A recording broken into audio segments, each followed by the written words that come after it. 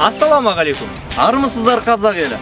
Біз сауда орындарына барғанда күнделікті алып жүрген затымыздың бағасына, салмағына мән бере бермейміз. Ал соны біліп алған кейбір саудагерлер бірнеше айла-қулықтар ойлап тапқан.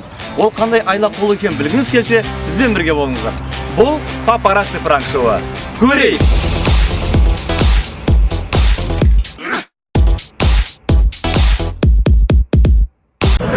Қадасы қанша?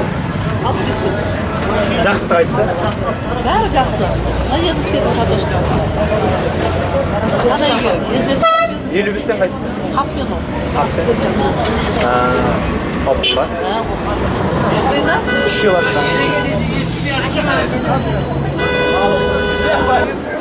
Жақсы саласыз ғой, я? Жақсы. 345 теңге. Шәсе көріп едік тақта. Бересаңызшы. Мен мынау картошканы бағасын 65 теңгеден алдым. Олар бізге 345 теңге деп есептеп берді. Қазір көреміз. 65 теңгеден неше теңге болады? 65 теңгеден 2 кило 880 грамм 187 теңге деп шығып тұр. Бірақ бізге бұны 345 теңге деп сатты. Қазір өзіне барып айтып көреміз. Таразы дұрыс емес екен. Бағаны алдыңыз сіздерден. Сөйтсем 345 теңге шықпады ғой? Кер салып бергенсіз ғой. Ол 65 теңгеден қаппен ғой. Қанша ең сонда? Килосы 90 теңгеден. 65 теңге ғой? 65 теңгеге қаппен ғой. Мына бәрі жазып қойғанмын. Мына 50 теңге 65. Ана ұнамайды сен Өздеріңіз көргендей мен екінші рет сатушыларға барған кезде олар 65 емес, картошка 90-дан деп айтты. Бірақ маған бір сатып алған кезде олар 65 деп айтты. 90-дан есептеген күннің өзінде де мынау ондай 345 теңге шықпайтын сияқты. Так, 90 теңгеден 258 теңге. Мен оған 345 теңге бердім. Қазір қайттан барамыз оған біз. Нәрсе? Адамды алдамай, тура 45 теңге берсін. Жоқ, аяқта таразыға тарттым ғой мен. 90 теңгені есептеген өзінде дұрыс шықпай тұр ғой. Сіздер 350 теңге бердіңіз. Алан көрсеткісі несін? Бағасы көрсеткісі бойып ұстатсыздар ғой. Қазір қанша деп жаздыңыз? 1 килограмм көрсетіңіз сосын. 350 теңге болды. 350 теңге болды. 3 кило 700 грамм тартылады. 3 кило 700 грамм. Бәсе? Рахмет. 700 теңге да? Салдырып алдым картошка.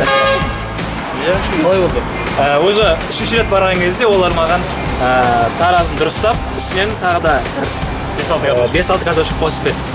Көрек енді, оның өзі дұрыс па, дұрыс емес па, 90 теңгені есептесең 332 теңге. Маған бұлар 350 теңге деп берді бірақ. Соның өзінде де бұлар бізден 20 теңге жеп отыр. Картошка алып келсен ба? Қанша аламыз? 3 кило ма? Қанша болды, қанша болды? İçinde нашар жоқ па? 380 болды. 780 теңге. Майдадан келмейді. Қанша башқа? 450 қайтып беремін. Килограмм алып істесен, е? 4 кило 250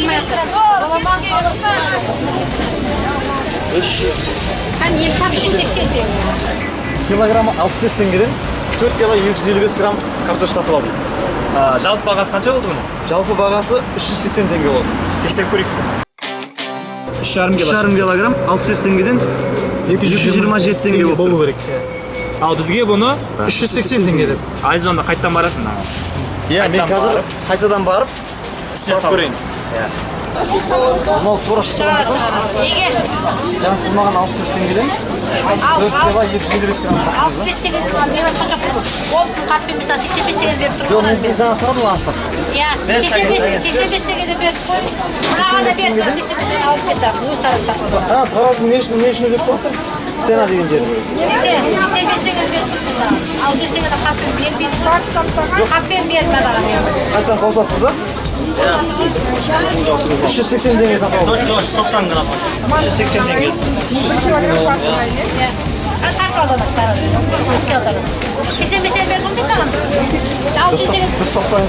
Жоқ, 600 теңге, 600 теңге ойлағасын, сен 88 салып. Мен сізден анықтап сұрадым ғой, 600 теңге ме вообще деп. Ау? Еспеген шығармыз, Иван. Мен екінші рет барып келдім. Көргендеріңіздей бағасын 65 теңгеден емес, аяқ астында 85 теңгеден саған саттым деп өзгерте салды. 85 теңгеден сатқанның өзінде тура шыға ма, тура шықпай ма таразы салып тексеріп көрейік. 355 теңге. Ал бұл саған 380 теңгеге сатты. Сонда бізден бұлар 25 теңге. 25 теңге 25 теңге пайда көріп тұр. Söyleyeyim onlar bu hanımlar. Картошка бар ма? Ол қазір өлеміз қазір. Кесе брат, картошка ма, брат? Kaç alalım? Кесе айдан картошка бар ма? Картош, 3 кило картош. Sizge boğma. Yok, bulmaş. Өздеріңіз көргендей, Руслан маған ол кісілер 300 теңгеге салып берді картошканы. Бағасын 65 теңгеден алдым. Қанша салмағы қанша болғанын айтқан жоқ, бірақ 300 теңге санап бердім мен ол кісілерге. Мына тексеріп көрейік. Тексеріп көрейік. 65 теңгеден 160 теңге болып тұр. Саған 300 теңгеге салып берді. Маған 300 теңгеге салып берді. сонда 140 теңге 140 теңге. жеп тұрған Өздеріңіз көріп отырғандай бұл кісілер бізден 140 теңге пайда болып отыр картошкадан. қайтадан барып сұрап көрейік қоса ма қоспай ма Жалып қалмай та бар, тек қалма. Bizden ağacı yok mu? Ya kızım bu. Kартошка aldık. Айдадан отыр. Жоқ, картошка yok da gelin.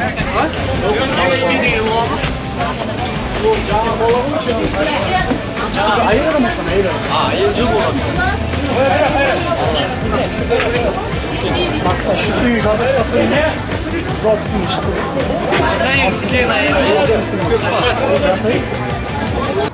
байқадыңыздар ма? Бірінші қулыға сізге бағаны 55-65 деп айтқанменен олар сізге 90-95 есептеп береді. Арзан алып тұрмын деген сіз 2 есе ұтылып қайтасыз.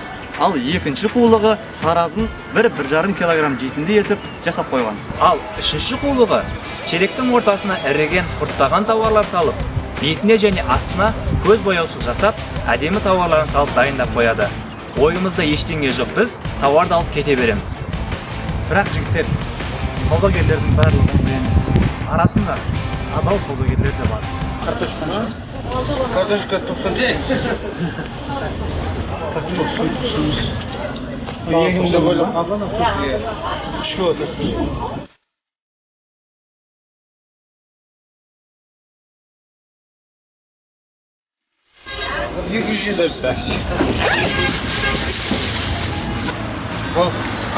Қалай 90 теңгеден алдым. 3 кило, ровно 3 кило алдым. 90 теңге. Қанша теңгеден? 90 теңгеден 3 кило алдым. Қанша теңге болды? 270 теңге бердім. 273 теңге. Бұлар керісінше бізге артығымен берген. Осындай адал саудагерлер көбейе берсін. Картошкаңыз қанша? Таза. Мына картошканы ала беріңіз. Дәмі де жақсы, таза дәм бе? Отходы. Түсіріп бересіз ба? Таза таразы ала беріңіз. Тараз алдайтындар бар ма? Бәрі тараз. 80 теңге жазып қойсаңыз, 110-нан басып беріп жатыр жігіт. Мен сізге просто бір ауыз айтып отырмын. Тараздан алып шелекке сап қойды ғой. Одан қалса, мына қазір ортасын сап қойды, мына пакистан әдемі қылып бетіне қойып қойды шелекті. Арасынан артынан ақтарып шығарып тастады. Мұнда ештеңке жоқ ма? Хотелка. Адам 1 кило бересің ба? Картошка. 3 кило салып беріңізші. Bir saatira Mirav şey köp turasın. Ровно 3 kilo. Kilogram бағасын 2 oldu. 278. Oldu ғой, басқа ештеңе керек емес па? Басқа болды. На картошканы біз килограмын 90 теңгеден алдық, 3 кило шығып 270 теңге деп айтқан. Мен сол тексеріп көрейік. 269. Болады, әдемі. Алдамайды екен таразы.